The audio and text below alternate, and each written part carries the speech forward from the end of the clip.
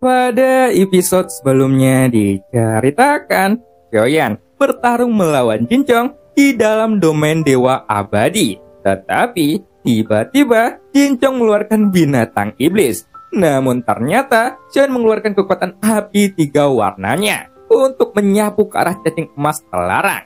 Sehingga tak lama kemudian 2 ruang domain Dewa Abadi itu langsung menghilang seketika. Selanjutnya Shoyan pun mengeluarkan jurus 7 tapak dewanya. Tapi di sisi lain, Jinchong juga mengeluarkan jurus pamungkasnya. Dan scene pun berganti. Guys, ngomong-ngomongan. Cowok, cewek, yang penting subscribe. Dar. Kalau enggak, ntar digigit cacing. Oke, dadah, assalamualaikum.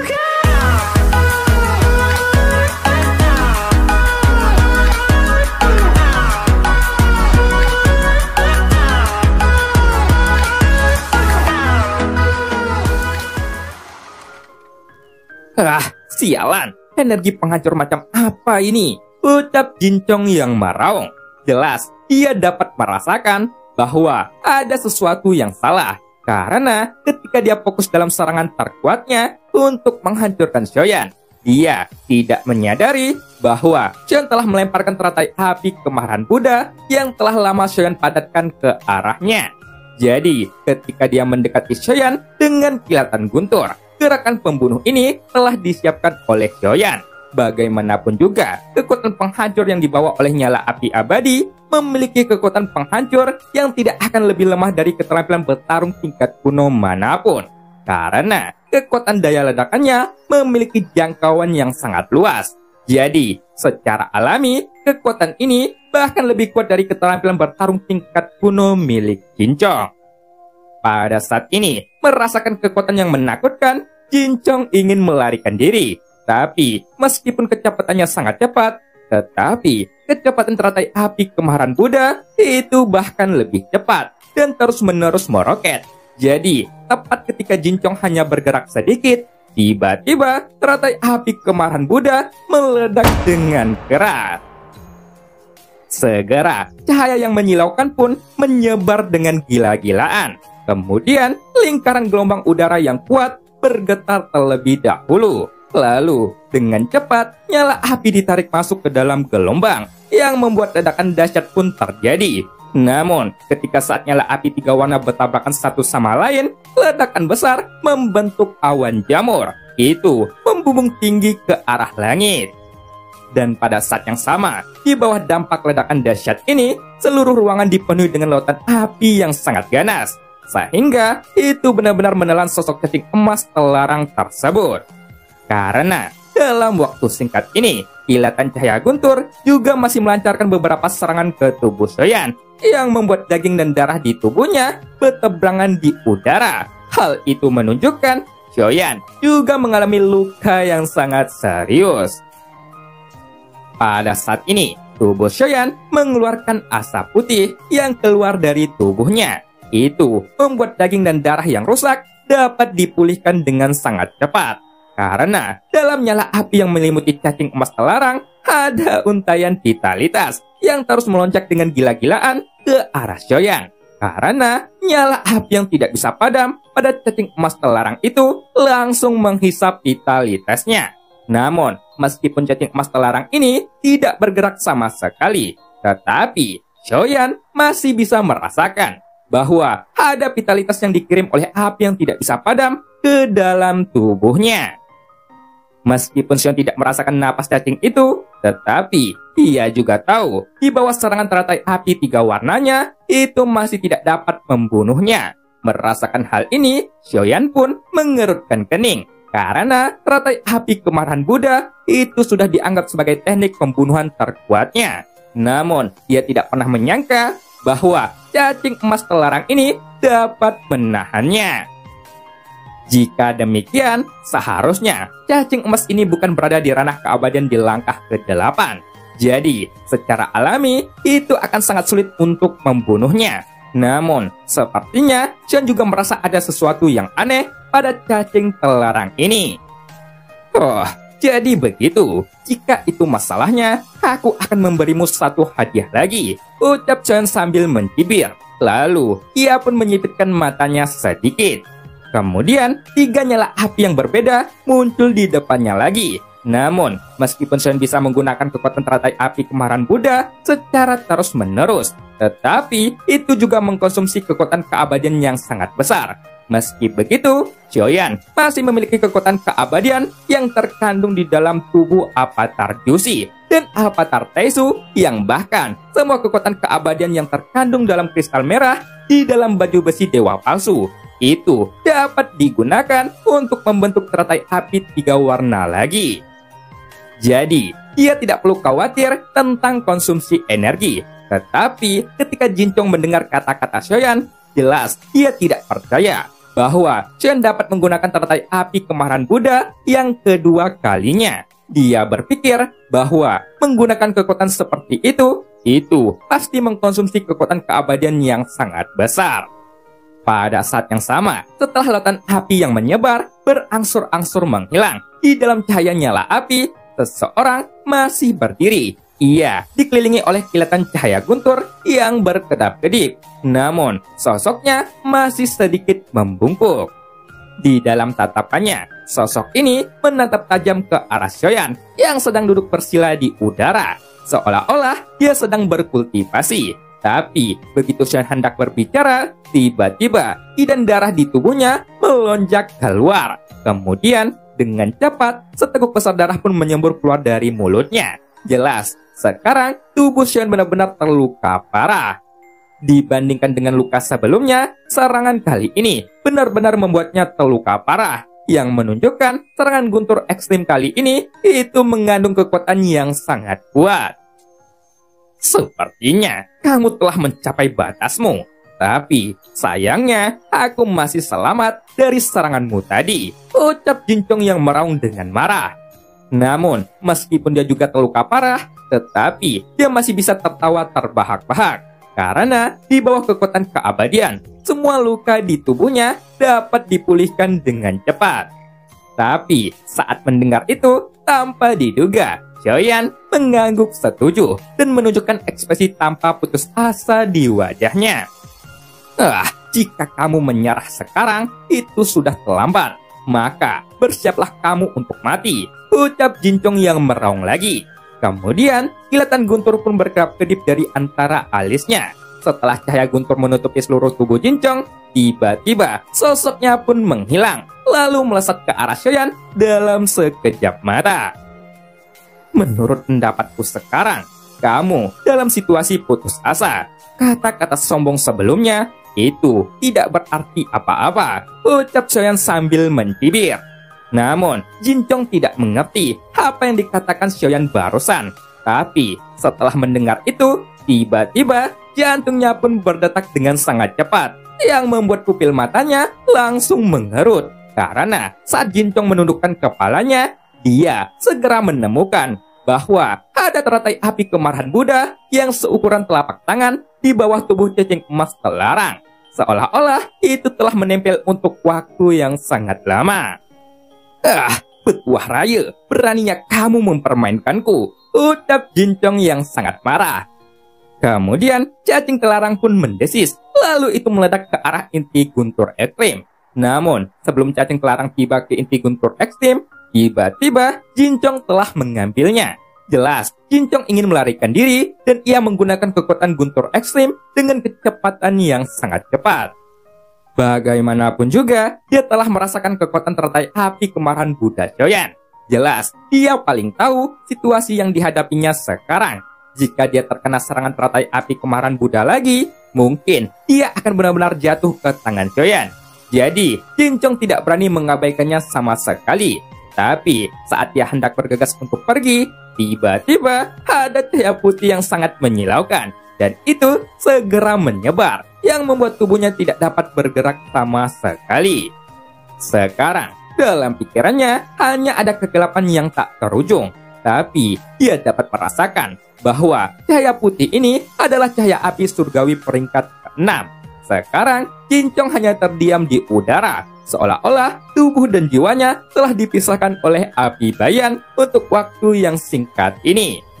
Namun, tepat ketika dia mendapatkan kesadarannya kembali, ada teratai api kemarahan Buddha 3 warna telah mengelilingi di tubuhnya, yang membuat dia merasa berada dalam situasi sangat mengerikan. Karena sebelumnya dia tidak pernah mengalami rasa krisis kematian yang sekuat ini.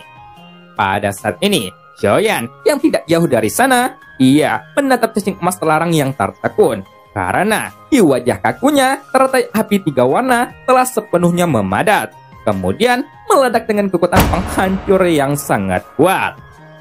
Segera, suara ledakan yang memekakan telinga bergema di seluruh kehampaan. Kemudian, nyala api dengan cepat menyebar. Seolah-olah energi kekerasan yang terkandung dalam ledakan teratai api kemarahan Buddha 3 warna ini ingin menelan segala sesuatu yang berada dalam jangkauan ledakannya. Namun, vitalitas yang terus-menerus dikirim oleh api yang tidak bisa padam akhirnya berhenti. Karena saat lautan api menyebar dengan gila-gilaan, sosok Xiaoyan juga bergerak dan bergegas ke arah dalam lautan api ini. Inti Guntur Jile, jika kamu ingin membalaskan dendam tuanmu, yaitu sang penguasa Guntur, aku pikir kamu harus mengikutiku mulai sekarang, ucap Xiaoyan yang berkata dengan perlahan. Pada saat ini, di lautan api cacing emas terlarang, Jincong belum sepenuhnya terbunuh. Namun, tubuhnya telah hancur total dan tidak berdaya, yang hanya menyisakan jiwanya yang tersisa. Setelah Xiaoyan selesai berbicara dengan inti Guntur Jile, kemudian dia pun berbicara dengan inti Guntur Misu Tianle dan inti Guntur Hao Tian Jianle. Setelah suara Xiaoyan keluar perlahan, kedua inti Guntur pun muncul di samping Xiaoyan. Jelas, keberadaan semua inti Guntur ini seharusnya memiliki kecerdasan spiritualnya sendiri. Bahkan, mereka bisa merasakan keberadaan satu sama lain. Inti Guntur Jile, aku ingin membawamu keluar dan pergi bersama tuanku, ucap suara inti Guntur Misu Tianle yang keluar perlahan. Mendengar itu, jiwa Jincong pun mengeluarkan raungan sedih dan gila. Jelas, dia tidak ingin mati di tempat ini, karena dia memiliki keinginan untuk bertahan hidup yang kuat. Inti Guntur Jile, apakah kamu bisa mendengarkanku? Bahwa aku ingin membawamu keluar dari sini secepat mungkin. Dan sekarang aku adalah tuanmu, ucap Xiaoyan yang berteriak dengan marah, dan ada tatapan dingin di mata Xiaoyan yang menatap jiwa Jincong dengan niat membunuh yang sangat kuat. Namun, tepat ketika Xiaoyan menghancurkan jiwa Jincong yang tersisa, tiba-tiba inti Guntur Jile pun meledak dengan keras yang membuat jiwa cacing emas terlarang itu langsung hancur dan menghilang. Kamu bukan tuanku, ucap inti Guntur Jile yang tiba-tiba keluar. Mendengar itu, Xiaoyan pun tidak terkejut sama sekali, karena seharusnya inti Guntur Jile memiliki kecerdasannya sendiri. Meskipun dia sekarang tidak memiliki terlalu banyak pilihan, tetapi dengan jawaban ini dapat memperjelas bahwa Chang Xitian adalah partner sejati bagi Guntur Ekstrim. Tapi aku dapat berjanji kepadamu bahwa aku bisa menemanimu selama ribuan tahun. Dan saat itu, jika aku ingin pergi, kamu tidak bisa menghentikanku, ucap inti Guntur Jile. Suara Guntur Ekstrim pun keluar dan itu ditransmisikan ke dalam pikiran Xiaoyan. Baiklah, terima kasih atas persetujuanmu, ucap Xiaoyan yang menjawab perlahan sambil mengapalkan tinjunya sedikit. Setelah Xiaoyan juga memberikan persetujuan, inti Guntur Jile pun langsung bergegas ke arah Xiaoyan dengan sangat cepat. Kemudian dia pun masuk ke dalam tubuh Xiaoyan yang dipenuhi dengan kilatan cahaya guntur yang berkedap-kedip di tubuhnya. Segera, kekuatan guntur dengan liar menyebar di tubuh Xiaoyan. Dan pada awalnya, inti Guntur Misu Tianle membuka 108 nadi guntur. Tetapi setelah inti Guntur Jile menyebar di tubuh Xiaoyan, sekarang ada tanda-tanda peningkatan. Merasakan itu, Xiaoyan pun segera duduk bersila di udara. Dan ia mulai berkultivasi, yang membuat kondensasi nadi gunturnya mulai membuka nadi ke 109. Bahkan, yang lebih mengejutkan lagi, tanda bintang kedua samar-samar muncul di antara alis Xiaoyan. Tetapi, sekarang bintang kedua tidak dipadatkan secara langsung, karena dia tidak menggunakan esensi darah dari klan Yuan Shen saat ini. Jelas, jika Xion ingin meningkatkan tubuh utamanya untuk meningkatkan kekuatan tubuh abadi, dia masih harus mengandalkan esensi darah dari klan Yuan Shen untuk ditekan menggunakan nadi guntur, sehingga dapat melemah dan bergabung dengan darahnya sendiri.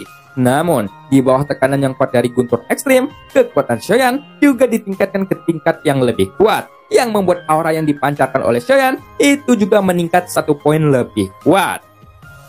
Pada saat yang sama, Xion juga menggunakan kekuatan pagoda emas untuk memeriksa dan menyeimbangkan semua kekuatan sumber di dalam tubuhnya. Lagi pula, sekarang dia memiliki 3 jantung api dan 3 inti guntur. Karena jika Xion tidak dapat memeriksa dan menyeimbangkan kekuatan sumber asli ini, mungkin kekuatan sumber asli di tubuh Xion akan meledak. Begitu kekuatan ini meledak, maka dampak kekuatan ledakannya tidaklah terbayangkan. Pada saat Xion berlatih di pagoda emas, Xion juga memiliki ide yang cukup berani, karena dia dapat menggabungkan 3 kekuatan jantung api secara bersamaan. Jadi, bukan tidak mungkin inti guntur juga bisa melakukannya. Memikirkan hal ini, Xion pun menyipitkan matanya sedikit, karena bagaimanapun juga, dia harus mengantisipasi efek apa yang akan terjadi jika dia menggabungkan 3 kekuatan inti guntur ini. Namun, sebelum dia melakukan hal ini, yang terpenting yang dia harus lakukan adalah menstabilkan inti guntur ekstrim terlebih dahulu. Karena Xion juga ingin tahu alasan mengapa inti guntur ekstrim ini hanya akan mengikuti Xion selama ribuan tahun. Itu menunjukkan sumber guntur ekstrim ini belum benar-benar menyerah kepada Xion. Meskipun begitu, Xion juga tidak khawatir, karena dia selalu percaya dengan kekuatannya sendiri. Tapi, yang membuat Xion bingung sekarang adalah mengapa guntur ekstrim ini hanya akan mengikutinya hanya dalam ribuan tahun saja. Jadi, sekarang Xion hanya bisa menebak bahwa guntur ekstrim ini pasti memiliki sesuatu yang harus dia lakukan. Pada saat ini, dengan bantuan dari pagoda emas, akumulasi kekuatan guntur dengan cepat bergabung menjadi vitalitas di dalam tubuh Xion. Tapi, meskipun 3 jantung api di lautan kesadaran Xion sudah saling terhubung, untuk inti guntur sendiri itu masih saling bertentangan, dan mereka masih saling memeriksa dan menyeimbangkan satu sama lain. Kemudian, Xion pun masih terus berkultivasi. Ia menutup matanya dan terus mengembangkannya di pagoda emas ini, yang membuat pagoda emas ini juga diam-diam ditingkatkan.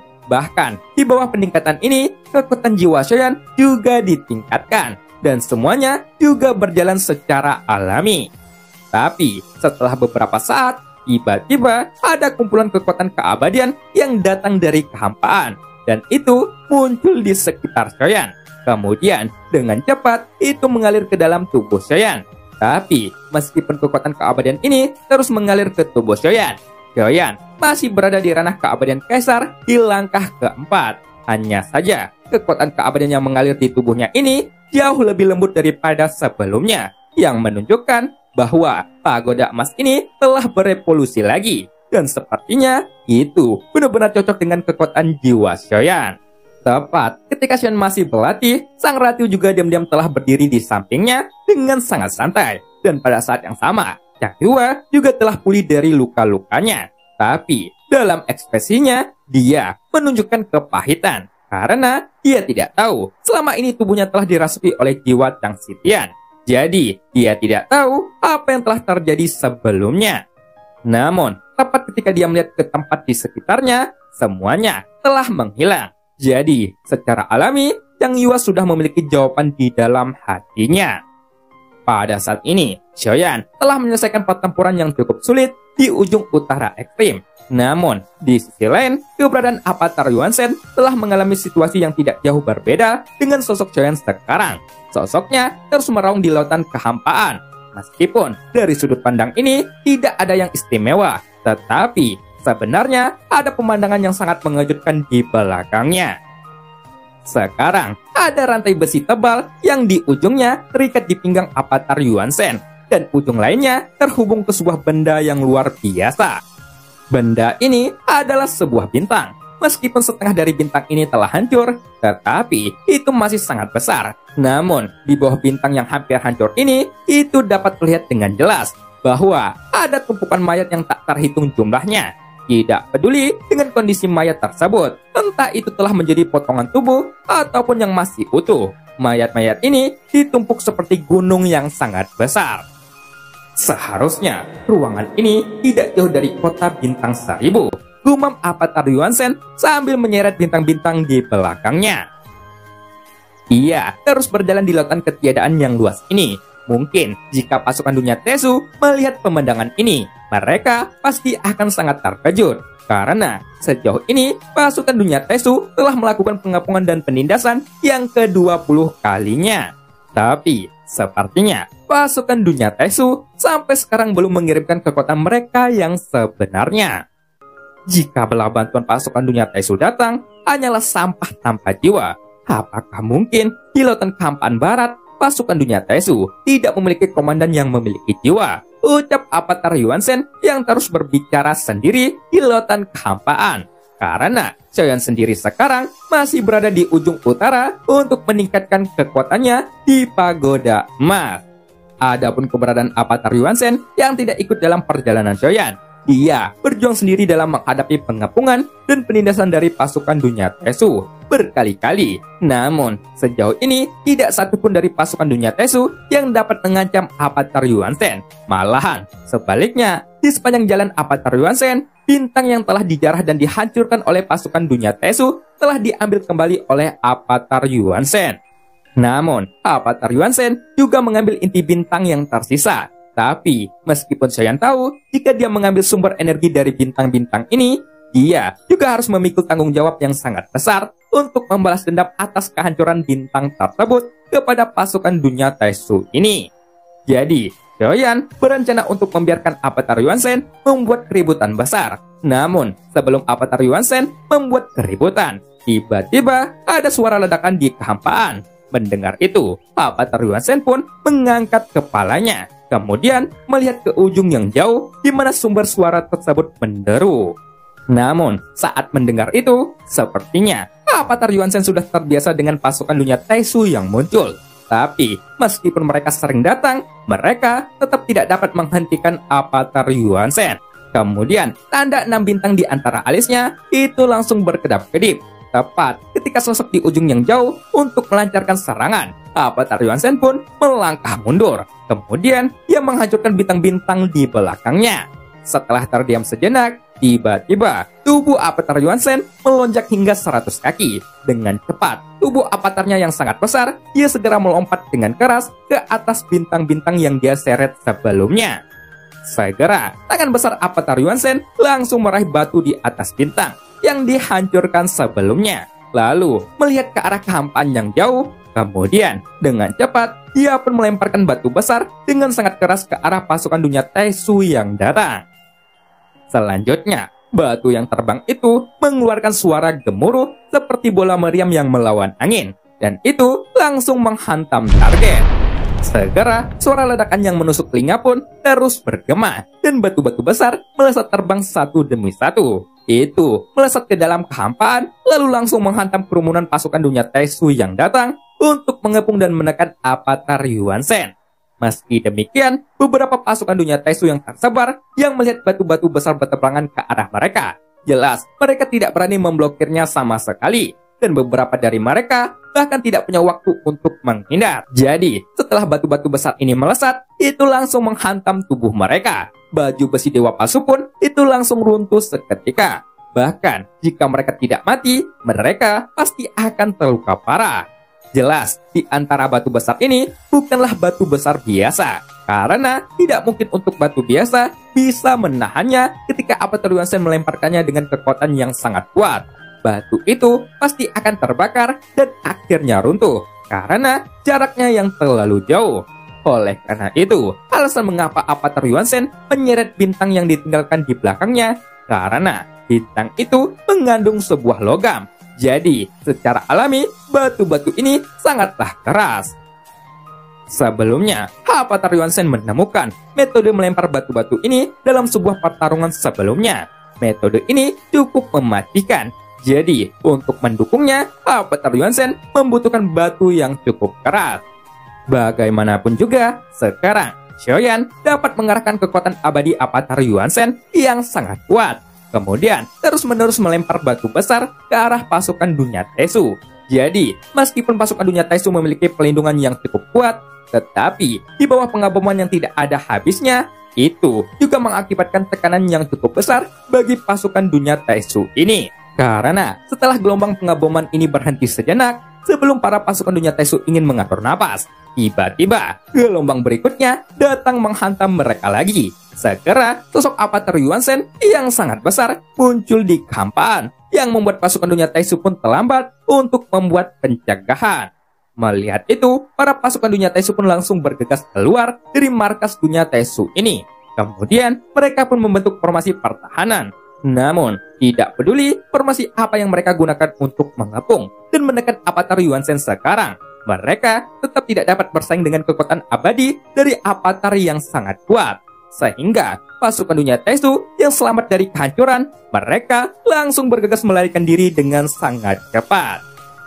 Melihat pemandangan itu, Avatar Yuan Shen pun menyipitkan matanya sedikit. Namun, dia tidak mengejarnya, tetapi melemparkan semua mayat yang terbunuh ke belakang tumpukan mayat di belakangnya.